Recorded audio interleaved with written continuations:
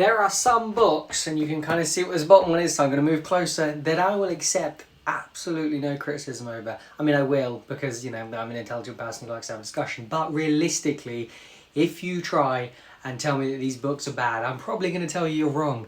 I know I like to promote, have your own opinion, have your own, you know, you can say things are bad when I think they're good, but realistically I will fight you if you tell me these books are bad. So, in a similar vein to last kind of video that I did over here on my YouTube channel, I'm going to make this a little bit more relaxing. I'm just going to kind of walk around, make some tea, chill out, hang out, and talk to you about these books. Now, I think there's going to be multiple versions of this because there's quite a few books that I think are absolutely phenomenal. This is my first list, so let's get started. I thought somebody was coming in my garden. They're not. It's the next door neighbour. But let's get started on this list. You can probably see the bottom one, so maybe we'll start there. But let's go.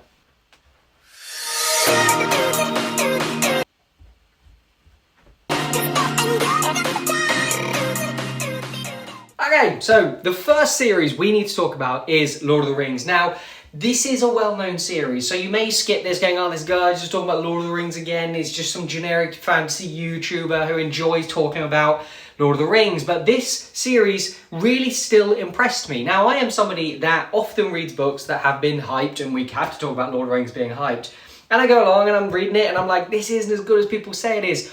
But this was. Now, in this little collection, I've got The Hobbit, and I've not read The Hobbit for a very, very long time. I'm talking back probably 15, 20 years ago. But I recently reread The Lord of the Rings. I'm not sure I've ever actually fully read The Lord of the Rings through. So I recently read The Lord of the Rings. Now, 1, 2, and 3, and they are so good. So people are like, what's so good about them? Now, they're long, which allows for a lot to happen. Yes, there are moments in this book where there's literally like trees singing, and you're like, you don't need that in here. And there's like some old crazy period where there's this man and he's a bit doolally at the start, and that's completely a pointless part of the book. But in general, this series has everything. You've got fantastic characters that you fall in love with, end up laughing at, end up crying about, end up getting emotional about. You've got people that annoy you, you've got people that are horrible. I mean, Frodo unanimously is very boring, very dull, very underwhelming main character, but I think he probably suffers from main character syndrome where he has to just do his job of getting the ring and taking it to the fires of Mordor. But other than that, everybody else in this book is absolutely brilliant. Alongside that, J.R.R. Tolkien does this incredible job of world building. Now, the legend behind this is that he wrote this for his son because his son wanted something better to listen to at bedtime. Therefore, that's why he's written in a load of kind of backstory to a lot of these cultures, which makes for a really interesting story. And that's probably also why it's so long. I mean, this back in when it came out, God knows it came out the 40s, 50s, something like that, was so long. People are like, there's absolutely no chance I'm going to read that book that long. But gone on to be considered probably the greatest piece of fantasy fiction that has ever been written. So that's the first one on this list, is Lord of the Rings, especially the trilogy. Hobbit, I don't know yet, probably because it's very similar. That I will not take criticism of. Again, I probably will, but I would argue.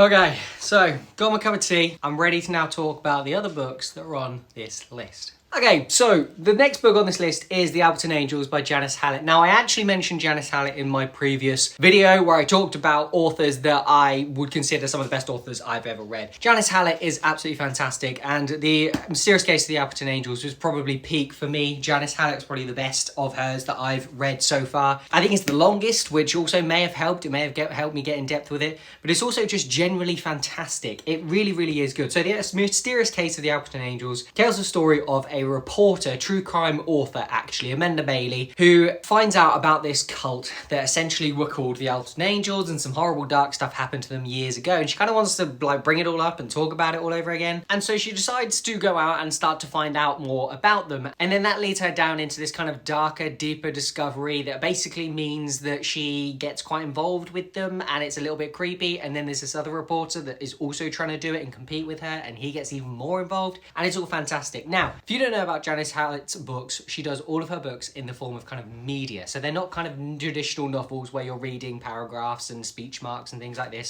Instead, they're in the forms of kind of texts and emails, and emojis are involved and all this sort of stuff. So you've got to follow the story based on the interactions with other people, which, as I've said before with Hallett's books, allows her to put a lot of personality into these characters, allows her to essentially go out and write kind of independent ways of writing for them.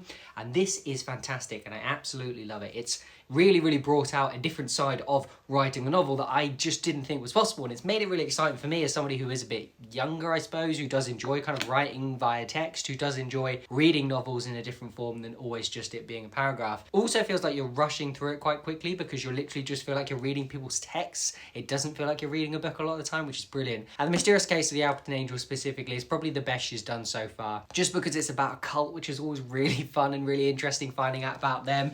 And also the fact that it's just got some great characters in it. It was quite dark and creepy. It's the longest, as I said, which in a rare form, or a rare instance even, is one of the things I enjoy about it. Usually a long book puts me off a little bit, but no, this was really, really interesting. So my next book is The Mysterious Case of the Alon Angels by Janice Hallett, that I will not accept any criticism for.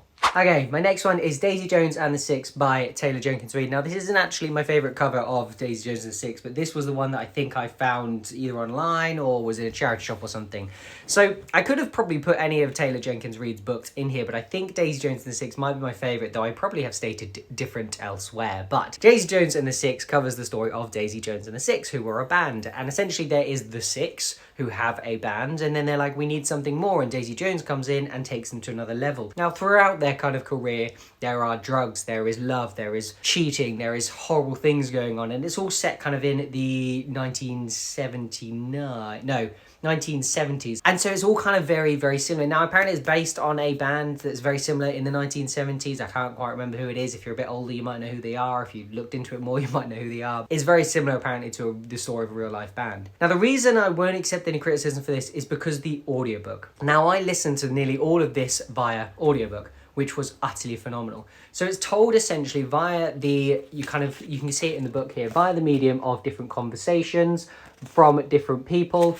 And the audiobook, they have a different individual narrator or voice actor for every single character throughout the book. So everybody that speaks, everybody that's interviewed has a different voice in the audiobook, and that really creates immersion. On top of that, the audiobook actually includes some songs based on the lyrics in the back. So that's really, really interesting as well. It's another book that I think, like Janice Hallett's book, kind of steps outside of the regime of doing something normal and steps out of the kind of the easy, and is just amazing. It just really, really captured me. It's the same with kind of the Seven Husbands of Evelyn Hugo and Malibu Rising and Carrie Soto, some of other Taylor Jenkins Reid's books, where she does like this kind of like lifetime or this career that's utterly fantastic and really interesting, and she breaks it down, she makes a story of it, and it's really, really cool. So Daisy Jones and the Six is my next book on this list. Let me know if you read this, because I know Taylor Jenkins Reid's very, very, very popular, and I know the TV series of this actually I also really, really enjoyed. So if you read this and didn't know there was a TV series, there is. It's amazing. Go watch it. The next book is The Four Winds by Kristin Hannah. Now, Kristin Hannah is an author I'm going to tell you straight away I want to read more of, and I just haven't yet, and it's frustrating me. I know she's got like The Nightingale, The Women, some fantastic books out there, which I imagine are just as good as this. Now, The Four Winds tells the story of essentially a mother during the 1930s who, quite early on in the book, her husband is no longer present. And she has to look after the children during one of the worst times, I think, in America's modern history. Essentially, it's called, what is it called? It's called the Great Plains, and there's something else that happens. And basically, she has to really, really struggle to get through being a young mum with young children. And it's just amazing. It's emotional. It's fantastic. It's true. It's gritty.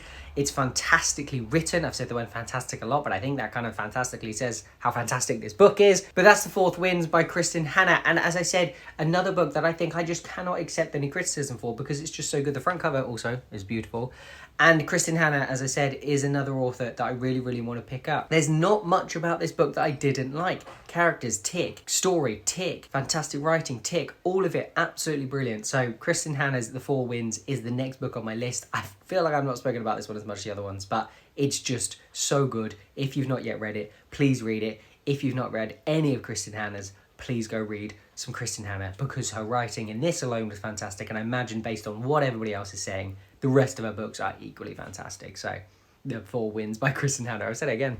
Next up is technically what I have as two books. This is The Way of Kings by Brandon Sanderson. Again, we're talking about another author that featured in my authors video that I've done just previously. This is The Way of Kings. This is the first book in his Stormlight archive. If you've not seen anything about Brandon Sanderson recently, you've been on Book Talk, where have you been?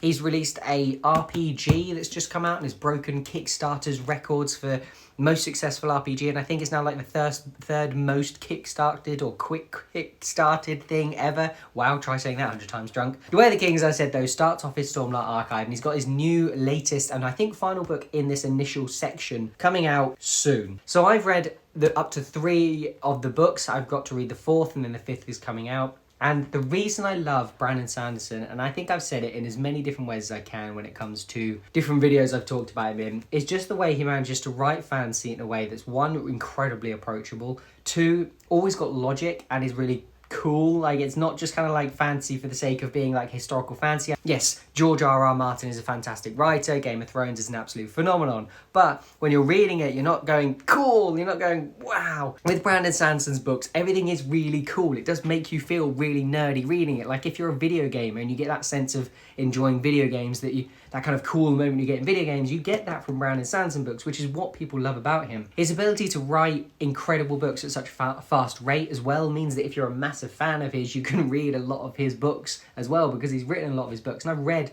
other Brandon Sanderson stuff. But this book particularly, and this series in general, is just one of the best, if not currently the best fantasy series you can read. Yes, Game of Thrones, yes, Wheel of Time, yes, some other books like this, the fantasy absolute elites, Lord of the Rings I've already talked about as well. But in terms of series, we're talking about 5 books now, all over 1,000 pages long, all of which, when you're reading them, they don't feel like 1,000 pages long because so much is going on in them, so much is happening, the characters are genuinely interesting. The audiobook narrator, I think his name's Michael Kramer, is really cool kind of narrator as well, so that makes him interesting. So all of that combined makes this the start of one of the best series you'll ever read, let alone fantasy series. So if a long book doesn't intimidate you, get started. If it does intimidate you, you'll see in the UK anyway, you can order these in part 1 and part 2. They've got slightly different front covers so you can know which one it is, but this is the first book broken up into 2 parts. So what you can do if you want to is kind of read the first part, and that comes to a nice kind of mid-conclusion, and then think, okay, I'm going to have some time off, I'm going to go read the second part at some other date. And you can do that if that's what you want to do. So The Way of Kings by Brandon Sanderson really, really kind of pushed me into fantasy. I know I liked fantasy, but I really didn't know how much I liked adult kind of grown-up proper fantasy until I started this series, and then fell in love with pretty much everything else Brandon Sanderson has written since. So that's The Way of Kings by Brandon Sanderson. The next one, and I think is the penultimate book in this list, is The Lessons in Chemistry by Bonnie Garmus. Now this is a book that it got all the TikTok hype, got all the Instagram hype, got all the social media hype, was on all the bookshelves, had the interesting front cover, had the really cool kind of back idea behind it, I think I was going for backstory, but it had the good idea behind it of a very smart scientist woman back in a time in the 60s when women couldn't be smart, let alone scientists, let alone in a world dominated by men.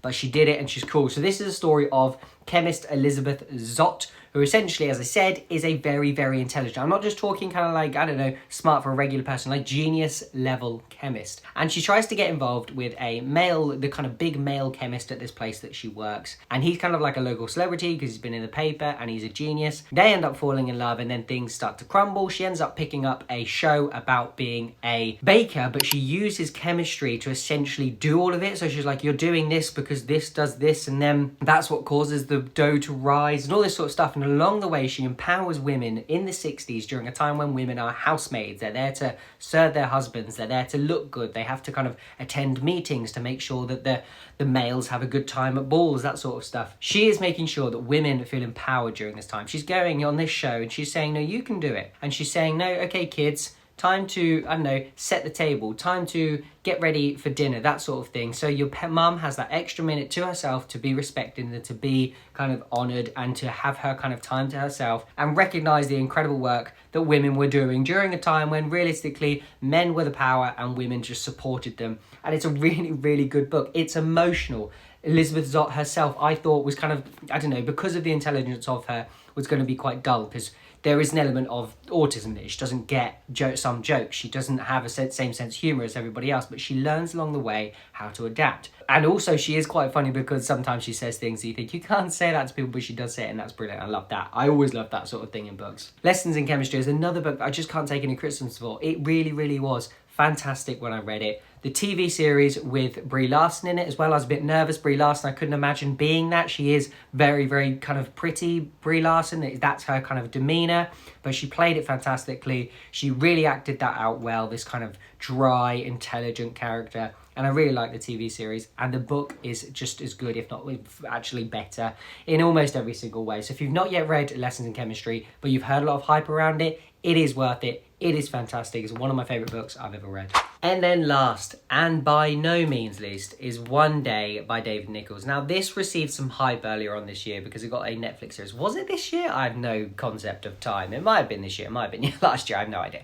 But it received some hype because it became a Netflix TV series, which this was sticker on it. The story is of Dexter and Emma, or Em and Dex, as they like to be known, or Dex and Emma, I cannot remember, it's been a while. But it's a story of they meet at graduation. Dexter is popular, he's good looking, he's kind of brash with life, he's relaxed, he's not quite as educational or educated as Emma is. Emma is quiet, she's nerdy, she's from a foreign family, all this sort of stuff. And so they're kind of almost the opposite ends of culture and the opposite ends of the social kind of spectrum. But they end up having a great night together, and they end up in the morning going for a walk and talking, and then kind of, they're like, okay, we're probably never going to speak to each other again. Dexter goes abroad to travel, Emma stays and kind of goes on a very grounded and down-to-earth holiday. This then tells a story of their lives together and apart over the next 10, 20 years or so. It's emotional, it's realistic, it's gritty, it makes you feel like you're in the early noughties, late 90s, that sort of period. And it's really, really interesting because there are times when you're really frustrated with certain characters, like with Dexter or with Emma, because of the actions they're taking, or everything's set up but then something bad happens, or everything is just going wrong but you want it to get better. And it really, really is fantastic. And there's a moment in this book that will break you. I remember as I was reading it, I had to flip the pages to see if it had actually happened. I could not believe it. It really, really was one book that emotionally ruined me. Now, I'm hard to emotionally give a crap about any book because it's a book, it's not my real life, it's not somebody I actually deeply care about. But David Nichols has an incredible way of doing that. And at the same time, he lays humour into it. And that's what makes it feel very British and very kind of human and very gritty, is the kind of humour in some of the darker situations that happen in here. And some of the honesty and some of this, nothing's over kind of done in here. Nothing's kind of big and cringy. None of the one-liners are awful or anything like that. It's just a really, really fantastic, down-to-earth, gritty love story. One of the, I would say, probably the best love story I've ever read. It really, really is fantastic. So if you've not yet had a chance to read One Day by David Nichols, I would 1,000,000% recommend it. It's just brilliant. And that wraps up my kind of list of books that I would recommend that you have to read, that books that are I will accept no criticism of them, that if you come at me and say, I didn't like that book, I will argue against you. Yes, all for free speech, all for having your own opinions, that sort of stuff. But realistically, this and the other books I've suggested so far, I will tell you over and over again, are absolutely fantastic books. Let me know what books were your favourite books of all time. Let me know what books down below in the comments you will accept no criticism of. Let me know if you've read any of these and you agree with me as well. I love to hear from you. Until then, until the next video, thank you so much for watching. If you got this far, bloody hell. If you haven't got this far, you're not reading this side, watching this, so I wouldn't know why I'm speaking to. My cat wants to go out, so I'm going to go. Thank you for watching. Don't forget to like, subscribe, comment, everything down below, and I'll see you in the next video. Goodbye.